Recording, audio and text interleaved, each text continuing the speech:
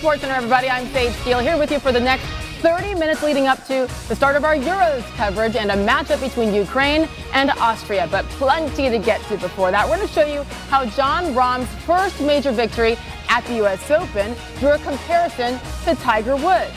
Also, after a 40-point triple-double in the Suns' Game 1 win over the Clippers, why Devin Booker, he dropped a Kobe Bryant reference. We will explain why. And lots of questions being asked about the future of Ben Simmons in Philadelphia after the Sixers' Game 7 loss. Kendrick Perkins, he joins us with very strong thoughts on that. As always, you know Perk's going to bring it.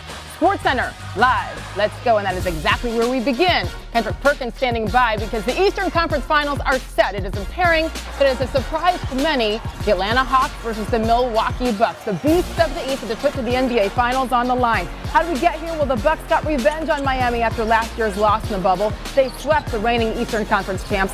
6 players averaged double-digit points, led by Giannis, 24-15 per game. Meantime, the Hawks, they disposed of the Knicks in 5 games. Trae Young was electric all series long, nearly 30 points, 10 assists per game. The Hawks defense held New York under 100 points in each of the final 3 games.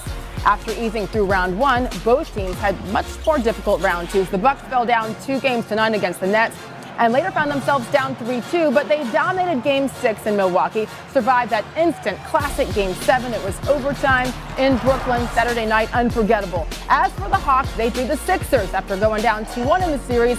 Atlanta won Games 4 and 5 and 7. 5 and 7, remember, they were all on the road. Trae Young, again, awesome, 29 points, and big men John Collins, Clint Capella, both averaging double-doubles. Here's Trae.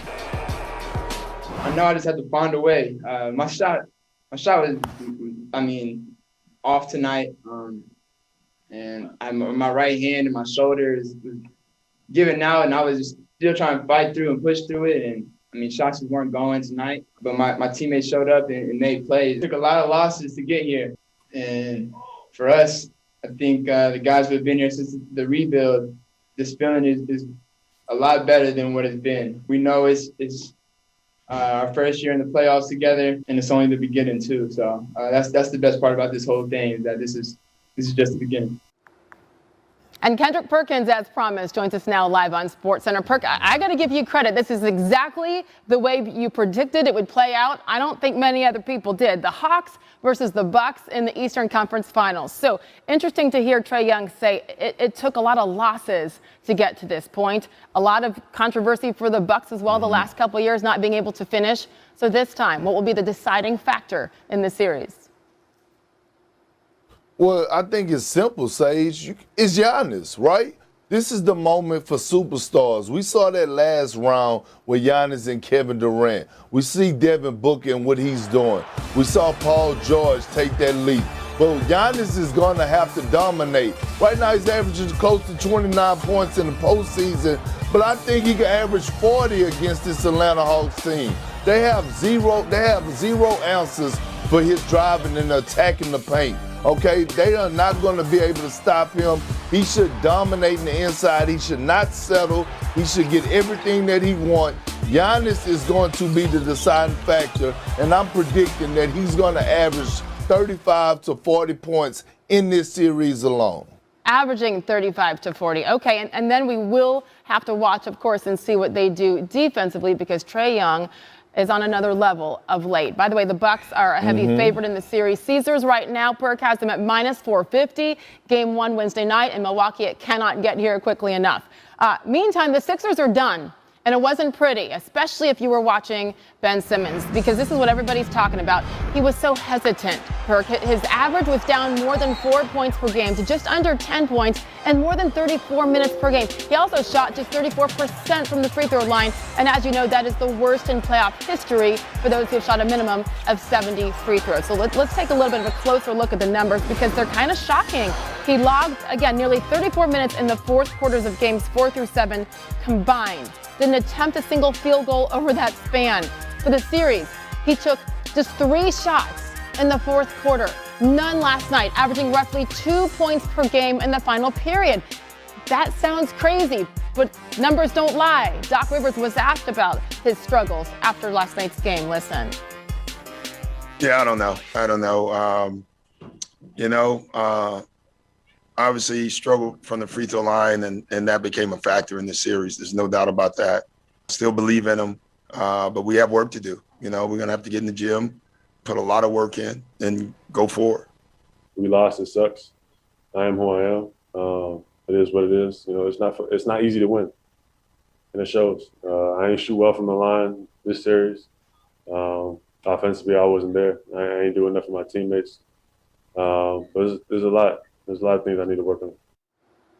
Perk, it's interesting because the specific question to Doc Rivers when he gave the "I don't know" answer, the question was, is Ben Simmons a point guard that can lead this team to a championship? And obviously, he was hesitant, was Doc Rivers, with that answer. What should they do with Ben Simmons and all the issues he's having this offseason? They should trade him and make him somebody else's issue, not the Philadelphia 76ers. Doc wanted to say that. He couldn't say that, right? Listen, Ben Simmons and Joel B, we've been talking about the process. Well, the processing has been canceled, okay? Because Ben Simmons is not it.